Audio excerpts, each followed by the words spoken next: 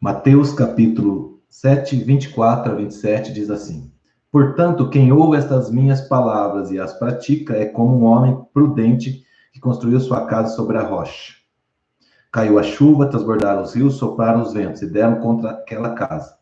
Ela não caiu porque tinha seus alicerces na rocha.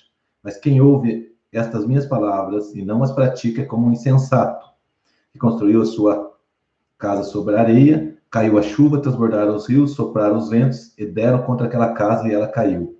E foi grande a sua queda. Muito bem. Nessa abordagem aqui do Evangelho de Mateus, eu acho que é uma da abordagem mais detalhada, talvez porque o Mateus ele tinha um foco no seu Evangelho e era uma pessoa bastante metódica, e eu creio que a sequência dos ensinamentos de Jesus foi bem organizado por ele, né? Então, Jesus iniciava seu ministério terreno e todos vocês sabem que no início ali, começa o Evangelho de Mateus, do capítulo 5 em diante, começa a falar sobre as bem-aventuranças. Bem-aventurados que choram, bem-aventurados os limpos de coração e por aí em diante. Ele veio falando isso, né, falando do reino de Deus, e ele veio falar, por que eu estou fazendo é importante entender essa sequência?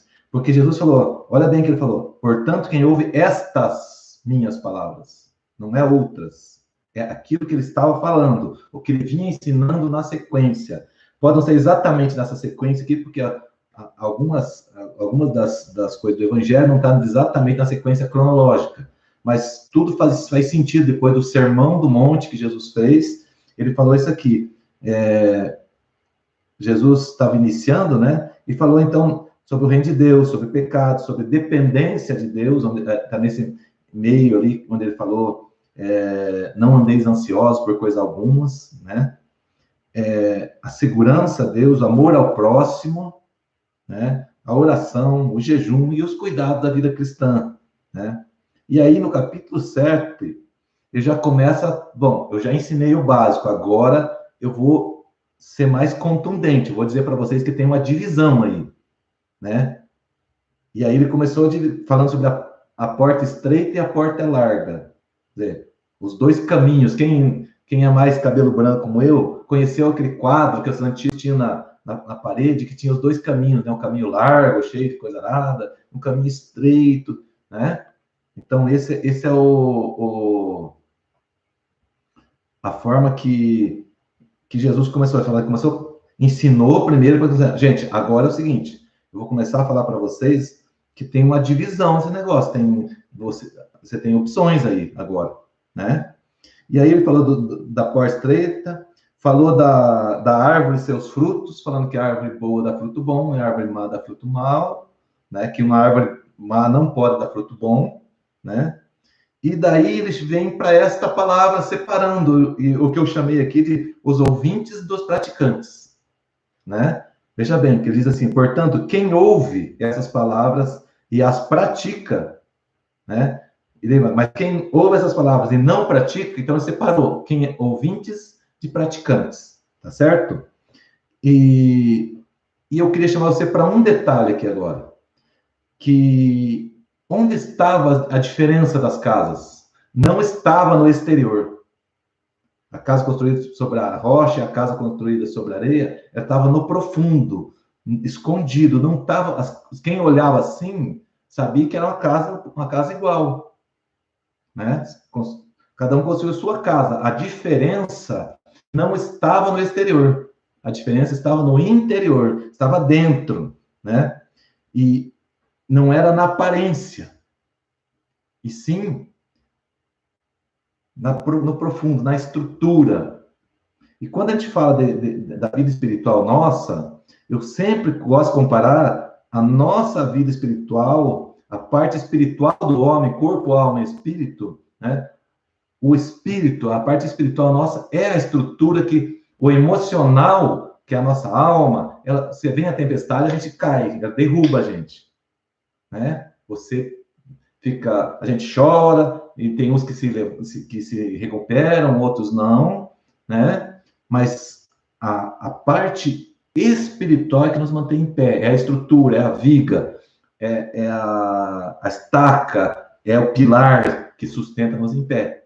Né? Então, é nesse sentido que nós vamos falar sobre construir a casa na rocha, não é sobre a rocha. Não é você colocar em cima da rocha, é na rocha, né? Então, aqui o sentido desse texto, né? O sobre a tradução, quer dizer, ela é dentro da rocha, é firmado na rocha, né? Porque uma casa tem os seus pilares básicos ali embaixo. E não é sobre, solta na rocha, entendeu? Que hoje tem essas pessoas que constroem a casa, acham que está sobre a rocha, mas não tem fundamentos fincados na rocha, tá certo? Vamos tentando construir o entendimento, né? Então, agora nós cabe refletir, né?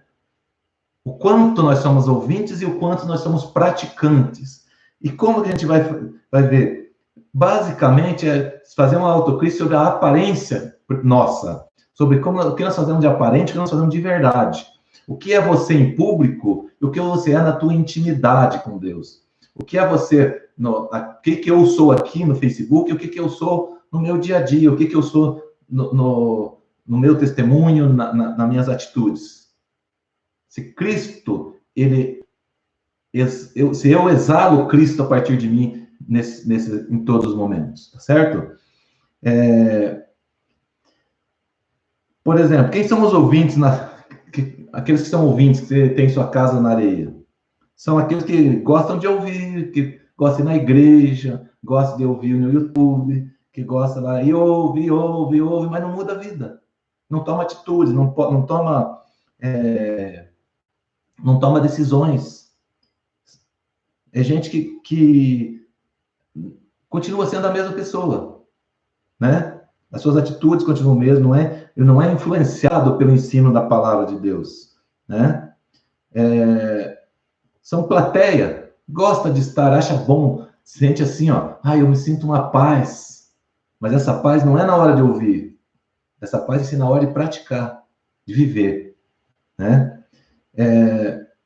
E isso eu penso que essa questão do ouvinte é uma pessoa, é muito comum na atualidade, né? Pessoas descompromissadas com Deus, né? Pessoas que estão sem um compromisso maior, elas estão vivendo aquele momento assim como se tivesse, tá legal, né? E eu queria aqui agora contar hoje, casualmente, assim, eu vi no YouTube um negócio assim que me ilustrou muito, né? Então, é um caso real, está registrado isso. O Citibank foi construir sua sede lá em Nova York e tinha o terreno que tinham para construir do lado, tinha uma igreja, por causa da construção, uma igreja antiga, eles não podiam fazer os pilares com pilares nos cantos. E o engenheiro fez os pilares descentralizados, no meio. Fez outro desenho do pilar, que a engenharia ensina a fazer, a melhor engenharia faz nos cantos por causa do balanço e aquela coisa toda que eu não entendo disso, então não vou me pôr a falar. Então, só que uma estudante de uma universidade americana, que me surgiu o nome agora, ela foi fazer um trabalho com conclusão de curso e ligou para o arquiteto perguntando para ele, falou, mas olha aqui, e se o vento pega de lateral? Porque, por exemplo, ela viu a face que estava virada, para o norte, para o sul, estudou, e o assistente deu muita conversa, mas no outro dia ele falou com o engenheiro-chefe do escritório, um grande escritório lá de Nova York, e ele parou, assim, foi analisar e descobriu que tinha uma falha imensa no projeto. E o edifício estava construído. Por quê? Porque eles descobriram que um dos lados que mais ventava lá naquele lugar lá, pela altura, ele era o 8º edifício mais alto do mundo naquele momento. O vento que viria de certa direção, ele não estava protegido. A estrutura não iria suportar. Então, claro, depois eles corrigiram, tá? Lá tem no YouTube essa história aí, se você quiser ver. Mas assim, eu sei que tem gente que está me ouvindo que já conhece o edifício, né? Então fica fácil, né, meu caro amigo? Então, assim, fica fácil você ver. Mas assim, então, o que é importante nós olharmos nesse momento? a construção, às vezes, a aparência dela tá linda, tá grande, mas elas têm que ter resistência contra as tempestades. Isso estão falando de nós. Nós temos que ter isso em nossas vidas, né? E aí, tem alguns fatores que eu queria colocar para vocês que contribuem para a formação desses ouvintes, né? Então, se você ler no capítulo 2 de Juízes, do livro de Juízes, tem um texto bem grande, 2, 7 a 12, se você quiser ler depois. Eu não vou ler agora, porque é um texto bastante... Mas ele conta a história do povo de Israel, que ele fala que nos dias de Josué, os anciãos que sobreviveram a Josué, eles serviam a Deus, que tinham visto toda a obra do Senhor.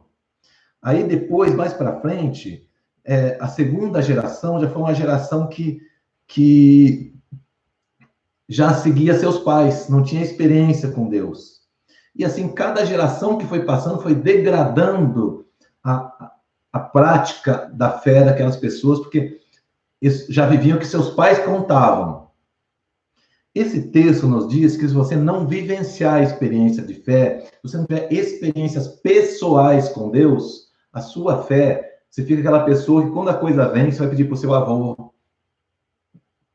Você liga lá para sua avó, para o seu irmão, para o pastor, para o outro e pede oração. Você não tem vida de oração para você sentir-se. Não quer dizer que você não deva pedir, não estou dizendo isso. Estou dizendo você, a fé nossa, às vezes ela não está sustentada de tal forma que eu preciso da fé do outro também.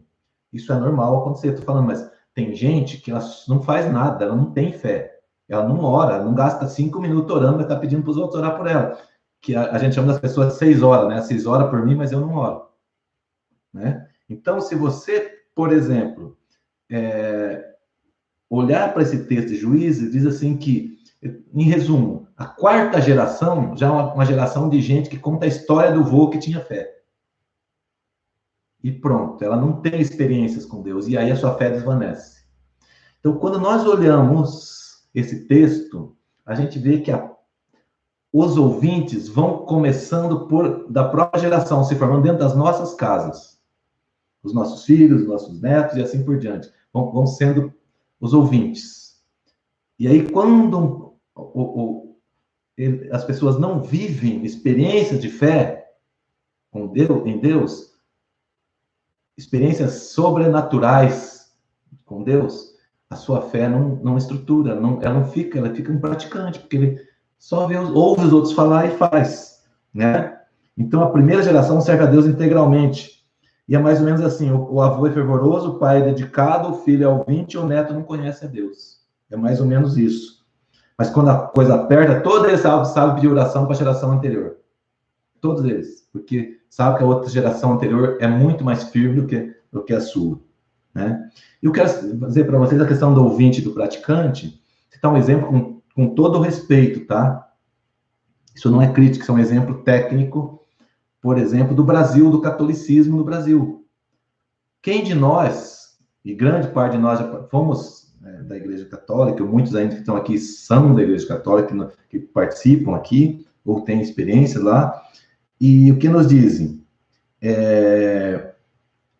Nós temos hoje aquelas pessoas que se dizem católicos, mas só vai um dia de batizado, um dia de missa sétimo dia, sepultamento e casamento. Isso não pode. Ao passo que tem pessoas que estão todo dia na missa praticando. Então, todas as denominações têm esse problema dos praticantes. Então, o Brasil hoje, eu já fiz esse estudo, o Brasil hoje, se você tem uma ideia, ele já não é um país de tradição católica, mas não é um país de católicos. Porque a grande maioria são os praticantes, aqueles que são de tradição da Igreja Católica. E o que é ser de tradição e não ser... Então, fazemos o seguinte, vamos convidar todo mundo para ir para a sua igreja no mesmo momento. Eu pergunto a você, teria igreja católica para todos que se dizem católicos? Eu pergunto a vocês, teria igreja evangélica para todos que se dizem evangélico? Tem. O evangélico que está evangélico, ele tem a sua igreja. Os católicos não, as igrejas que tem hoje não suportam. Não tem igreja para todos. Então, por quê? Porque ao longo dos anos, foi se transformando numa geração só de ouvintes, só de tradição. Diz, ó, qual a tua religião? Eu sou católico. Mas qual a última vez que foi na igreja? Ah, rapaz, foi na formatura. É um evento, não é um relacionamento. Então, e aí nós temos nos Estados Unidos que é o inverso daqui. Lá todo mundo a grande maioria tem a tradição protestante. Só que se você for fazer o inverso lá, a verdade é a mesma coisa. Então, tu pode citar 2 países para você ver, né? Então, essa cultura da religiosa, ela vem por causa da ideia do mérito, né? Da ideia do rito, de estar no lugar de fazer, preocupa com a aparência mais do que faz, tem tem muito foco na vida terrena, nas coisas daqui, não na eternidade, né? Tem também aquelas pessoas que vê com distorção a prática cristã, que ela se torna um usuário de Deus, a gente já fala muito sobre isso aqui, para quando ela precisa, ela se achega a Deus, passou a necessidade, ela sai fora. Tem outro que busca vantagem material, quer enriquecer. Tem outro que busca alívio de consciência. Tá com consciência pesada, vai para a igreja. Mas não é, né? Tem aquele que também que tem uma vida indecisa e fala assim, não, Deus é um só, eu fico aqui e tal, eu vou um dia aqui, um dia ali, não tomou decisão. Mas quem são os praticantes que constroem na rocha é o que nos interessa. São pessoas compromissadas com Deus e com os seus mandamentos. E como nós falamos tanto, vemos falando recentemente, amar o principal mandamento.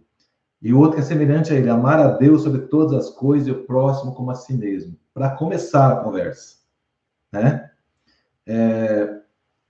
Reconhece a sua fragilidade diante de Deus. Não é eu posso, eu faço. Não, eu dependo de Deus. Reconhece a sua dependência de Deus. São aqueles que fazem a vida e vivem a sua fé. A sua fé é uma experiência de vida, não é uma experiência de domingo de manhã ou domingo à noite numa igreja ou num culto online. Ela é uma vida com Deus, né? As atitudes dessas pessoas, né, refletem Deus na sua vida. Você olha assim, você vê como a pessoa é, como ela faz, como ela vive, a decisão que ela toma, a maneira como que ela se porta, se fala diferente. Quando você vê, nossa, mas você que fez isso? Ah, mas como você consegue fazer? Não é que consegue fazer. Não é que você pode fazer. Porque se Deus não fosse conosco, né? Você às vezes, você nunca prestou atenção em alguma situação que a pessoa diz assim, que você é usado para fazer alguma coisa para ela, e ela fala assim, é só Deus mesmo. E você, não, mas não tem problema não. É Deus em você. Que às vezes faz acontecer coisas espetaculares, extraordinárias, faz nós participarmos de experiências extraordinárias com Deus. Né? Dá passos de fé que desafiam a lógica, né? Então, se nós pudermos olhar e ver quais das nossas atitudes refletem Deus de uma maneira clara, né? E se a nossa fé é de verdade, não é de aparência. Porque é muito fácil ter uma fé de aparência, uma fé, assim, aquela fé que eu chamo você, vamos lá na minha igreja, mas eu não prego o evangelho para você, a minha vida não prega para você. Ah, vamos lá participar do nosso culto, mas a minha vida eu não prego para você com ela. Sabe? O meu silêncio não prega para você. Mas eu quero levar você na minha igreja. Isso é religiosidade, não é prática de fé. Claro que não estou dizendo que é mal você levar ali, não é isso. Mas tem pessoas que acham que só levar as pessoas para a igreja é o que. Não, você está tentando enfiar a pessoa numa igreja e não por falar de Jesus para ela. Fala para você, as pessoas elas não estão procurando uma igreja. Elas estão procurando Jesus para a vida dela, para ter paz na sua vida, para ter tranquilidade nessa hora tão difícil.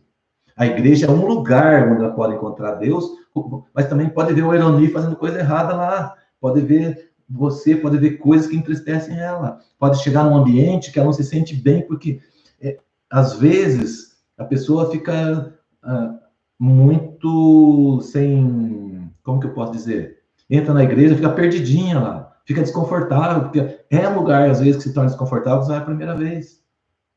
Mas o que as pessoas querem fazer? Não, vamos lá para a minha igreja, quer enfiar uma igreja na cabeça dela. Não é assim que se constrói na rocha. Primeiro, a rocha é Cristo. A igreja é uma ferramenta. A igreja, a instituição, tá? Estou falando da igreja, a instituição. Ela é algo muito importante, né? Para no processo, mas pode entrar na formação da pessoa, mas se ela não conhecer Jesus de verdade, ela pode estar lá dentro. Está tendo oportunidade de conhecer, mas então chame as pessoas para ir para a igreja, mas vai falando de Jesus para ela, contando a sua história, contando a sua experiência, que a sua vida também fala de Jesus, que as pessoas que ele conhece, mas aquele erra, por isso que ele tem que estar na igreja. A igreja não é um hotel de santo. A igreja é um lugar para nós irmos lá para ser tratado. A igreja tem mais características de hospital do que de hotel de santo. Não é uma coisa para mim lá ficar igual um spa. Não é. Eu não vou na igreja para só me sentir melhor, não. Eu vou lá para tratar esse homem pecador que habita em mim, que todo dia está querendo roer as estruturas da minha casa sobre a rocha e me deixar sobre a areia. Deixar sem estrutura, querendo quebrar minha espiritualidade, querendo romper o meu relacionamento com Deus, querendo fazer nós pecarmos para se distanciar de Deus. Então, não adianta nós estarmos discutindo aqui qual igreja, qual instituição religiosa. E sim, primeiro, se você encontrar Cristo, os problemas que você vai ver em qualquer igreja vão ser bem menores, porque você vai ver sobre a ótica de quem já conheceu Cristo. Então, muitas vezes, nós não conseguimos que as pessoas cresçam na sua fé, porque elas conhecem a igreja, ficam lá dentro, para depois, demora muito tempo conhecer Cristo, eles já viram tudo errado que tem lá e se desgostam. Mas aqui, nós temos que trabalhar as pessoas, primeiro nós. Estou falando das pessoas que estão entrando hoje, que às vezes frequenta a igreja, mas não conhece Cristo de verdade. Suas experiências de fé são muito pequenas. Está vivendo pelo que ouviu falar. Está indo para a igreja porque desde criança ela vai lá. Domingo à noite, ela tinha pessoas que era tão acostumada a estar na igreja que se ela ouvisse a música do Fantástico em casa, parecia que o mármore do inferno estava queimando nos pés dela, que ela não estava na igreja. Muito bom ter esse sentimento, mas eu tenho minhas dúvidas, isso não é hábito. Força do hábito, sentido de culpa. E não da necessidade. Culpa é uma coisa, a necessidade de estar na igreja para se relacionar com Deus e fortalecer se fixar na rocha é coisa diferente. Uma coisa é você ter o hábito de todo domingo à noite, de manhã, ou seja, quando for você ir para a sua igreja. Isso é bom, continue indo. Não estou dizendo que isso é, estou dizendo o seguinte, mas a razão por que você está lá, que todos os dias você tem que estar indo lá para si, cara, eu vou hoje me tratar, vou lá no hospital tratar mais um pouquinho dessa né? Tem gente que vai na igreja para cantar, porque quer ir lá na frente, dá uma oportunidade para ele cantar, porque é palco.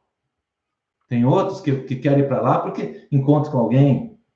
Tudo isso vai. Em uma hora, você está no hospital, a injeção te pega também. Por isso é bom estar lá, não estou dizendo que não é.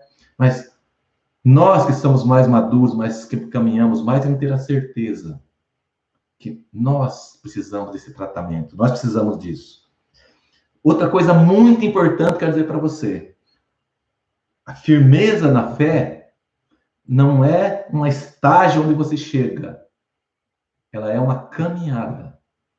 A santificação, o processo que nós passamos para depuração diante de Deus, é um processo que a gente chega nele. Que a gente, aliás, não é um lugar que se chega, é uma caminhada de todo dia por muito tempo, por toda a sua vida. Até que um dia o Senhor diz assim, ó, vem cá comigo. Enquanto isso, você está precisando seguir nessa caminhada, buscando cada dia mais um pouquinho, cada dia mais um pouco, cada dia mais um pouco. Caminhada. Não é porque você tem 30 anos de frequentar a igreja que você tem direito adquirido para isso ou para aquilo. Não. É caminhada. Se você parou, você começa a andar para trás. Se você parou, você começa a esfriar na sua fé. Você tem que estar todos os dias na sua igreja, mas pelo motivo certo. Vai lá para... Só eu vou lá me tratar, vou lá adorar a Deus, eu vou lá me relacionar com Deus de uma maneira mais perto, vou lá ouvir uma palavra de Deus para crescer, né? Vou ouvir no YouTube, vou ver pela internet, mas com aquele, sempre com a mesma. Não, porque nossa, se eu não for lá, o Elani vai me cobrar amanhã. Eu não tô nem... Eu quero muito que esteja aí, mas se não quiser...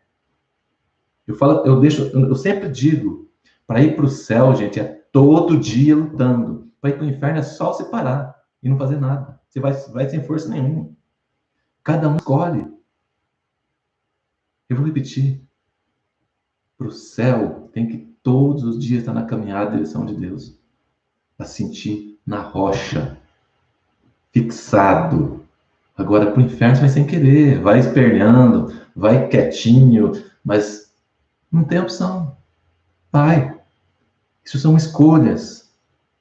Então, meus caros, para a gente entender o que significa tudo isso, eu tenho que te dizer, hoje é dia de nós ouvirmos quem é ouvinte, perdão, é o dia de nós avaliarmos, somos ouvintes ou somos praticantes?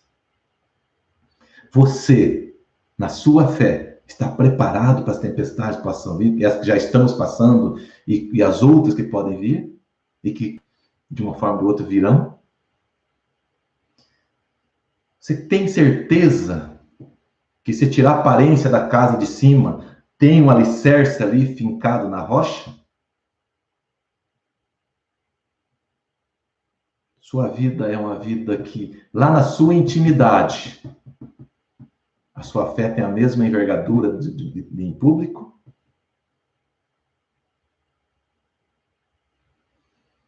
Sua vida é de aparências construída na areia ou de verdades construídas na rocha? Ou você também falou, na realidade a minha vida é esculhambada, mas todo dia eu estou lutando para... É esse que Jesus está chamando. Não é você que, não, eu estou bem. Não. O disco falou assim, ó, você já começou a andar para trás.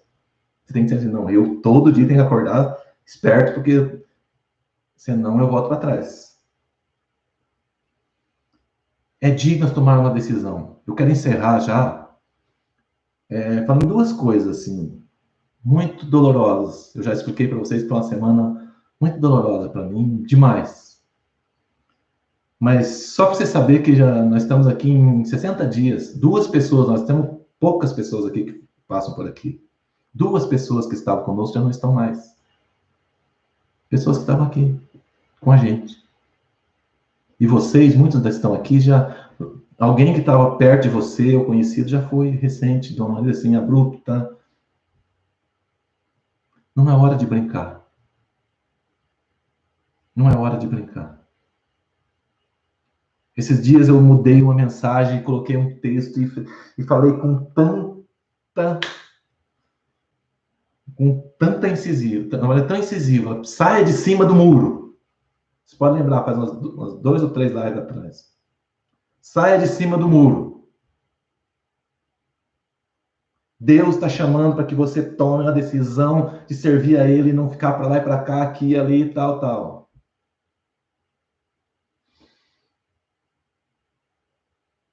E eu quero contar para vocês. Ai de mim se eu não tivesse tido a coragem de falar aquilo. Esse meu amigo, contei para vocês que o Senhor recolheu. Ele me disse depois no WhatsApp, meu amigo, Deus te usou numa palavra de autoridade para mim hoje. E ele contou algumas coisas que eu não vou colocar aqui, obviamente, em respeito à memória dele, mas contou coisas que ele saiu dali. Ele já estava com Covid aquele dia.